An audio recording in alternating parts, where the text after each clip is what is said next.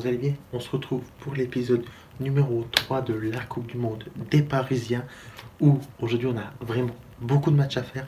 On a le match de Di Maria face à l'Islande, le match de Neymar et Thiago Silva face à la Suisse, le match de Draxler face au Mexique et le match de Krikoviak face au Sénégal. Voilà les gars, donc on va pas attendre 105 ans, on va partir tout de suite avec le premier match Argentine-Islande qui concerne le Parisien André Di Maria. Les gars, je vais pas vous casser, ce match j'ai regardé vite fait, j'avais beaucoup de choses à faire, mais de ce que j'ai vu, je n'ai pas trouvé un Di Maria convaincant. Je l'ai trouvé beaucoup en difficulté, il a pas été au top. On l'a connu mieux, on l'a connu pire, mais on l'a vraiment, vraiment connu mieux au Real et même des fois au PSG. Et puis c'est pas moi qui va vous répondre pour la note du match de Di Maria. Ça sera une question que j'ai posée sur Twitter où je vous ai demandé des avis à des potes à moi qui regardent le match et qui supportent le PSG. Et je vous montre tout de suite les réponses que j'ai eues. Et dites-moi en commentaire si vous êtes d'accord ou pas. De Maria, o Mascherano, o Messi tchau, Messi tchau, Messi tchau, tchau, tchau. E o argentino está chorando, porque essa Copa eu vou ganhar. O Di Maria. Maintenant, Brésil-Suisse, Neymar, Thiago Silva. Marquinhos n'a pas joué, donc on ne peut pas évaluer, on ne peut pas noter. J'aimerais bien qu'il joue pendant cette Coupe du Monde. D'ailleurs, actuellement, moi je vous parle, il y a le Brésil qui joue face au Costa Rica. Donc voilà, on va commencer tout de suite par le match de Thiago Silva. Donc très beau match défensivement de Thiago Silva. Ça fait plaisir comment Tite a réussi à le relever. Il était passé d'indésirable au dernier sélectionneur brésilien à aujourd'hui un titulaire indiscutable de la défense brésilienne.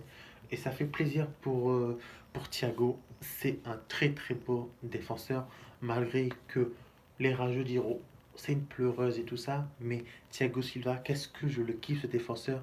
Et pour moi, pour ce match, je lui mettrai une note de 6,5 parce que malgré tout, il y a un but, mais il ne peut pas être le responsable du but. Donc 6,5 et 7 entre les deux. Mais bon, j'irai plus vers le 7. Donc voilà, 7 pour Thiago Silva. Ce qui concerne Neymar, Neymar, il a tenté.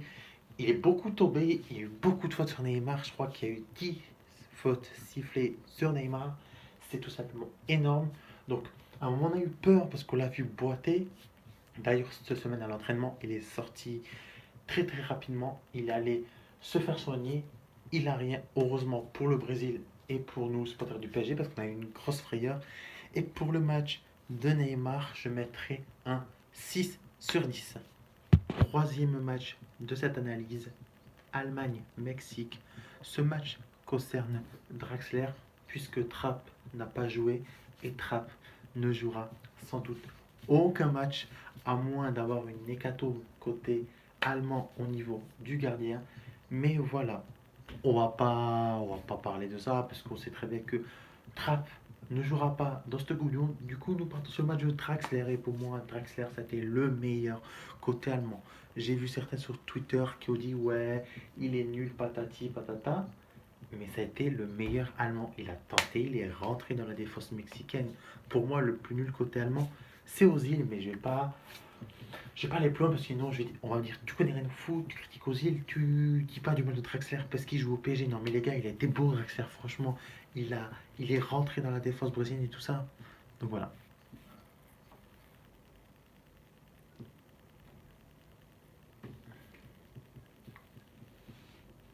Il a fait des percussions.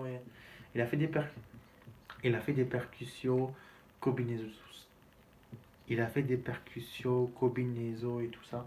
Et pour moi, Draxler, je lui mettrai la note de 6 sur 10. Parce que son équipe n'a pas gagné. L'Allemagne aurait gagné. Il aurait été homme du match. Donc je l'aurais mis homme du match avec un 8 sur 10. Mais bon, 6 sur 10 en cause de la défaite de l'Allemagne. Beau, pour en revenir sur le match de Thomas Meunier face au Panama, victoire de la Belgique 3-0. Thomas Meunier, solide, j'ai envie de dire, face au Panama. Heureusement, il n'a pas eu grand-chose à faire.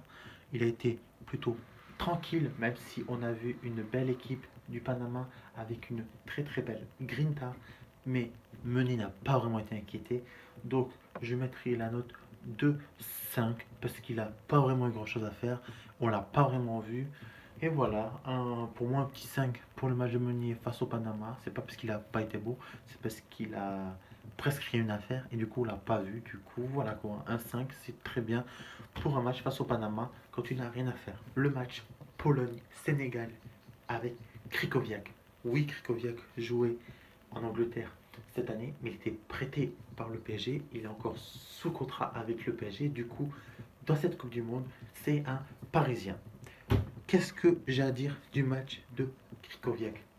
Ben, en demi-teinte, au début, c'était bon. Après, il a eu beaucoup de mal. En deuxième période, ça a été mieux au début. Après, encore en difficulté. Après, il est redevenu beau. Il a même inscrit le premier but polonais de cette Coupe du Monde à la 88e. Bon, ça n'a malheureusement pas servi à la Pologne qui s'est inclinée 2 buts à 1 face à une très belle équipe du Sénégal. Mais Krikoviak qui l'a marqué, c'est même le premier Parisien à marquer dans cette édition de la Coupe du Monde 2018. Et pour moi, Krikoviak, je lui mettrai un 6 sur 10. Et pour moi, c'est totalement mérité. Voilà les gars, c'est tout. Voilà les gars, c'est tout pour cette vidéo. La Coupe du Monde des Parisiens, épisode 3. On se retrouve très prochainement pour tous les récapitulatifs de la deuxième journée de nos Parisiens. Yo tout le monde, wesh l'équipe. On se retrouve très prochainement. Peace.